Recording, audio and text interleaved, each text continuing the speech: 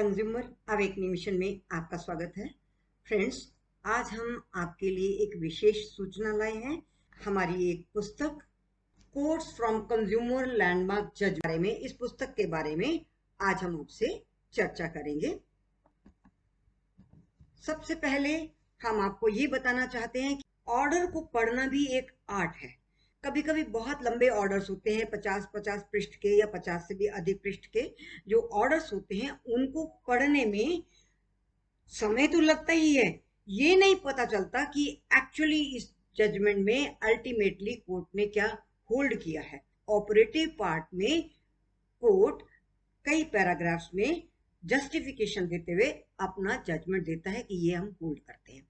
तो इतना बड़ा ऑर्डर पढ़ने के लिए भी समय चाहिए, जिसके लिए मैं पिछले 2 वर्ष से काम कर रही थी। और कंज्यूमर प्रोटेक्शन एक्ट 1986 से लेकर कंज्यूमर प्रोटेक्शन एक्ट 2019 का बनने के बाद 2022 तक की जितनी जजमेंट हुई है की कोटेशंस लेकर ये बुक तैयार की है। तो ये बुक है, फिर से दिखा देती हूँ, quotes from consumer landmark judgments. Landmark judgments में से कोटेशंस निकालकर इस पुस्तक में रखी गई हैं। Do the courts make law? क्या कोर्ट लॉ बनाते हैं, और यदि बनते हैं लॉ तो कैसे बनते हैं? हमारे देश में कानून हमारी पार्लियामेंट बनाती है, और उसमें कभी कभी जब कोई विवाद हो जाता है किसी क्लॉज को लेकर, वो कोर्ट में आते हैं। कोर्ट उस क्लॉज की इंटरप्रिटेशन करता है कि इसमें एक्चुअली लॉ मेकर का क्या मंतव्य था और लॉ मेकर ने क्या कहने की कोशिश की थी और उसका इंटरप्रिटेशन क्या होगा। जो सूची है, विषय सूची है, उस पर आते हैं। विषय सूची में पार्ट 1, मैं विषय सूची भी आपको यहाँ पर डिस्प्ले करूंगी। पार्ट 1 में ये है, do the courts make law? तो इसमें courts interpret the law, courts do not make the law. तो मैंने इसकी journey of consumer protection act 1986 से लेकर आज तक की जितनी जर्नी है उसकी, कितने कितने केसेस आए, उन केसेस में जजमेंट्स क्या क्या दी गई, और इसमें कितने अमेंडमेंट्स हुए, और 2019 में इसका को रिपील करके नया एक्ट सामने आया, इसकी चर्चा इसमें इस पार्ट में की है, पार्ट 1 में। पार्ट 2 में मैंने हेल्थ केयर सर्विसेज को लिया। का पहला केस क्या था जिससे ये स्थापित हुआ कि मेडिकल नेग्लिजेंस के केसेस भी कंज्यूमर कोर्ट सुन सकेंगे, और उसके बाद मेडिकल नेग्लिजेंस के कितने भी लैंडमार्क जजमेंट्स हुई हैं, कोटेशंस को निकाल कर बाहर रखा है, ये बताने के लिए कि किस तरह का आपका केस होगा तो आपको किस तरह की जजमेंट उसमें लगानी है। ये एक तरह से रेडी रेकनर है मेडिकल नेग्लिजेंस के लिए। पार्ट 2 में जितना कुछ दिया गया इस कंज्यूमर प्रोटेक्शन एक्ट के अंतर्गत, इससे बाहर कोई चीज नहीं है, क्योंकि हमने एक भी ऐसी इंपॉर्टेंट का कोटेशन नहीं छोड़ी है जो इस पुस्तक में पार्ट 2 में ना हो। तो आपके सामने है ये पार्ट 2। अब हम आते हैं पार्ट 3 में। पार्ट 3 में हाउसिंग को लिया गया, केवल हाउसिंग को, रियल एस्टेट मैटर्स में। रियल एस्टेट मैटर्स में आपके कई तरह के प्रॉब्लम्स होते हैं। पोजीशन नहीं दिया, लेट दिया, अल्टरेशन कर दी, या आपको एडिशनल चार्जेस देने पड़ रहे हैं, आपका कंप्लीशन सर्टिफिकेट नहीं हुआ, ऑक्यूपेशन सर्टिफिकेट नहीं मिला, बहुत सारी समस्याएं आपको होती हैं रियल एस्टेट में। तो हर केस में हर समस्या का निदान नहीं होता। हर केस में, हर जजमेंट में उस समस्या पर बात की जाती है जिस प्रश्न को उठाया गया होता है। मैंने इसमें बहुत सारे केसेस को अलग अलग लिया है कि अलग अलग केस में किस विषय पर चर्चा हुई और उस विषय में सुप्रीम कोर्ट ने क्या कहा। इसमें रियल एस्टेट से रिलेटेड सारी कोटेशंस, तो ये आपका 41 पेज से लेकर 69 पेज तक केवल और केवल रियल एस्टेट पे बात की गई है। मैं आपको लिस्ट दे दूंगी, आप देख सकते हैं कि इस पुस्तक में आपको क्या मिलेगा। तो फ्रेंड्स, अब हम आते हैं अगले चैप्टर पर।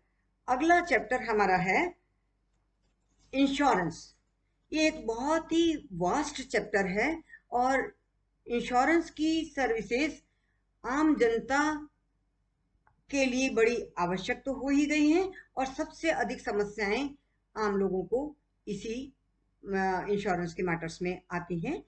इसमें एक्सक्लूजन क्लॉसेज होंगी, सर्वेयर होगा, मेडिक्लेम रिजेक्शन होगा, किसी न किसी कारण से आपने कंसीलमेंट किया आप किसी फैक्ट्स का, non disclosure of material fact पर आता है, व्हीकल में आपने टाइम पर इंफॉर्मेशन नहीं दी।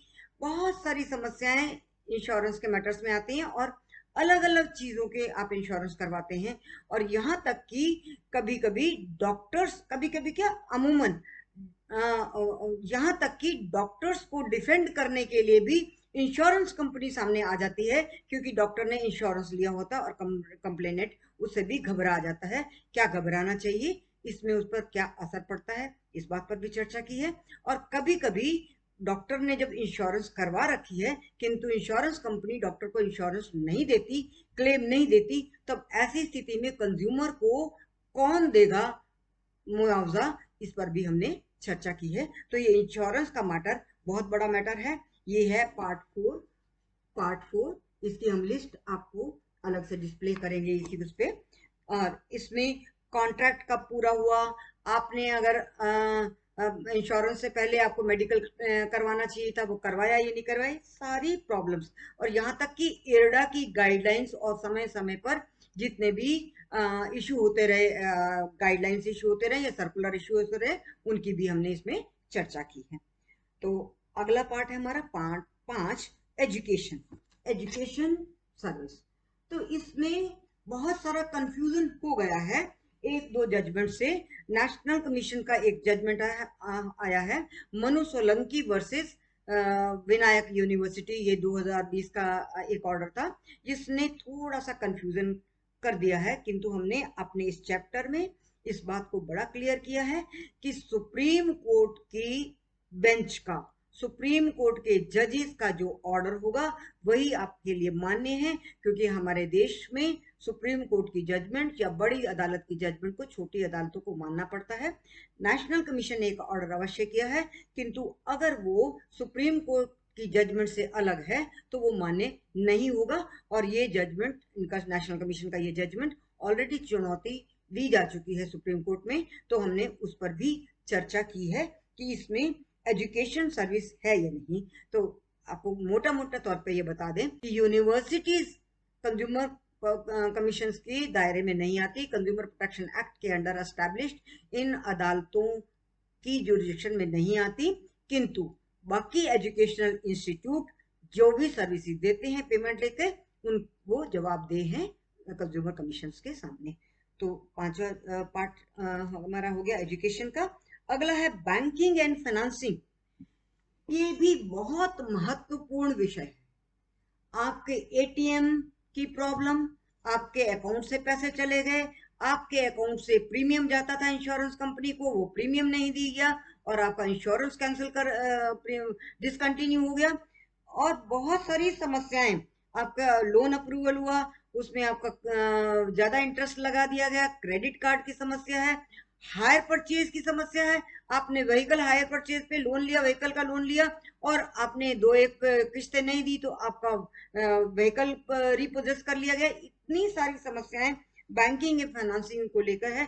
हमने उनको सबको लिया है 157 पृष्ठ से लेकर 171 पृष्ठ तक, केवल और केवल बैंकिंग और फाइनेंसिंग की बातें की हैं। और हमने सुप्रीम कोर्ट की जजमेंट्स में से वो कोट्स निकाल कर आपके सामने रखे हैं कि यदि आपको कोटेशंस लगानी हो अपने केस के साथ, केस लॉ देना हो, तो आप उन कोटेशन को देखिए। केस का नाम तो आप देंगे, मैंने केस का नाम भी दिया कि कहाँ से ये कोटेशन लिए, और वो कोटेशन आपको वहां पर रिप्रोड्यूस करनी पड़ती है अपने कोई केस के साथ। वकीलों के लिए, स्टूडेंट्स के लिए भी, आपके स्टडी मटेरियल में आप स्टडी जब करेंगे, जब आप क्वेश्चंस के आंसर देंगे, एग्जाम्स देंगे, उसमें भी आपको कोटेशंस लगानी पड़ेंगी उस पर्पस के लिए। और आम जनता को भी जब आर्गुमेंट की स्टेज आती है तो वो कोटेशन लगाते हैं कि ये केस लॉ है जो हमारे फैक्ट्स के साथ टैली करता है और ऐसा जजमेंट हो चुका है, तो ये आपको मदद करेगा। अगला है मिसलेनियस मैटर्स। मिसलेनियस मैटर्स में वो सारे इश्यूज को लिया गया है जो इश्यूज इंश्योरेंस के, एजुकेशन के, बैंकिंग फाइनेंसिंग के, रियल एस्टेट के, मेडिकल के नहीं है। इसके अलावा भी बहुत सारे विषय हैं जिनके ऊपर आपको आवश्यकता होती है कि लॉ क्या है। इसमें आपका व्हीकल, आपका होटल एंड रेस्टोरेंट्स के विरुद्ध केसेस हो सकते हैं, मूवर्स एंड पैकर्स के विरुद्ध हो सकते हैं, कोरियर और कैरियर के अगेंस्ट हो सकते हैं, रेलवे के अगेंस्ट हो सकते हैं, एयरलाइंस के अगेंस्ट हो सकते हैं। तमाम जितनी भी चीजें हैं, आपके थेफ्ट हो सकती है, होटल से आपके व्हीकल की थेफ्ट हो गई तो कौन जिम्मेदार होगा, ये सारी चीजें इसमें आएंगी। आरटीआई आपने लगाई और आपको आरटीआई से सूचना नहीं मिली तो क्या आप कंज्यूमर कोर्ट जा सकते हैं, ये भी एक प्रश्न है बहुत महत्वपूर्ण। स्टैट्यूटरी बॉडीज, सरकारी जो ऑटोनोमस बॉडीज हैं, उनके अगेंस्ट आप केस कर सकते हैं कि नहीं कर सकते, इस पर भी चर्चा की गई है। लॉयर्स के लिए क्या कोड एंड कंडक्ट है, और लॉयर्स को आप अगर फीस देते हैं और वो आपको ठीक सर्विसेज नहीं देते तो क्या होगा, क्या उनके विरुद्ध केस कर सकते हैं, इस पर भी चर्चा है। इस तरह से जिसकी जिसकी जो लाइबिलिटी बनती है, किस किस केस में कैसे होता है, ये सारे मिसलेनियस पार्ट में हमने मिसलेनियस मैटर्स में इसमें सारे केसेस को लिया है, इसका डिस्प्ले हम कर देंगे। 8वां पार्ट जो है वो है समरी ऑफ इंपॉर्टेंट केसेस। हुआ क्या कि 2019 में नया एक्ट आया, पहले वाला एक्ट रिपील हो गया जो 1986 का कंज्यूमर प्रोटेक्शन एक्ट था। उसके बाद स्थितियां कुछ बदली क्योंकि जुरिडिक्शन बदल गई। पहले जो 20 लाख तक के मैटर डिस्ट्रिक्ट कोर्ट में आया करते थे, अब वो 20 लाख से बढ़कर 50 लाख हो गए।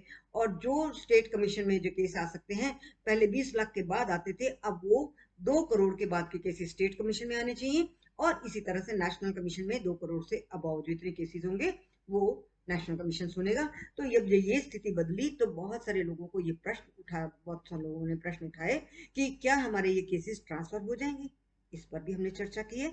और सुप्रीम कोर्ट तक ये केसेस गए, सुप्रीम कोर्ट ने डिसाइड कर दिया है कि कैसे क्या वो ट्रांसफर होंगे या नहीं होंगे, या जो केस 1986 के एक्ट के तहत डाला गया था और अब भी चल रहा है, समाप्त नहीं हुआ, तो उन पर कौन सा केस, कौन सा कोर्ट, कौन सा लॉ लागू होगा, ये सारी भी चर्चा की है। इसके लिए बहुत सारे कुछ केसेस सामने आ गए।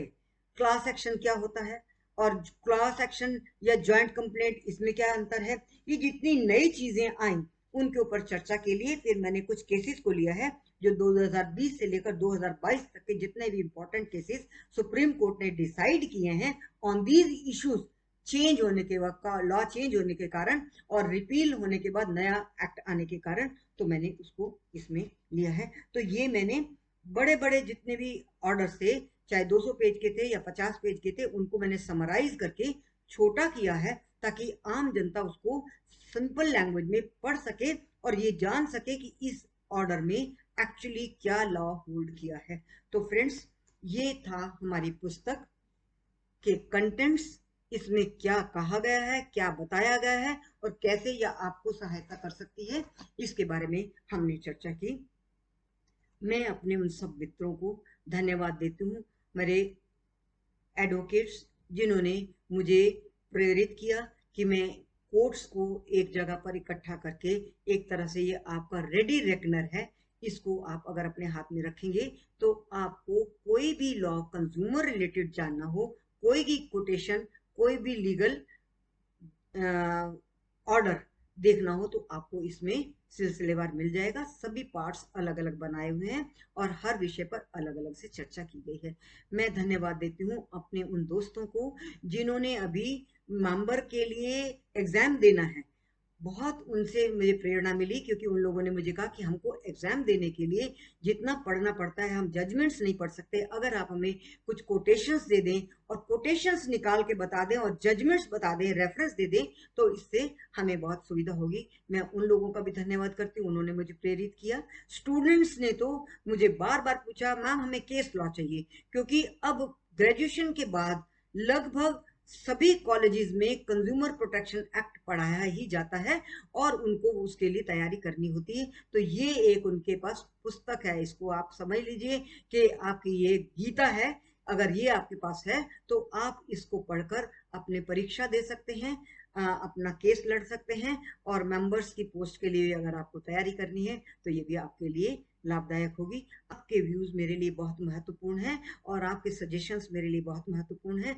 आपको यदि इस पुस्तक के बाद कुछ सजेशंस देनी हो, आपको कुछ इम्प्रूवमेंट चाहिए हो, या आप कुछ और इससे अतिरिक्त लिखवाना चाहते हो, तो निसंकोच आप हमें बताएं। हम आपकी सेवा के लिए वो सभी काम करेंगे जिससे आपको लाभ पहुंचे। Thank you very much.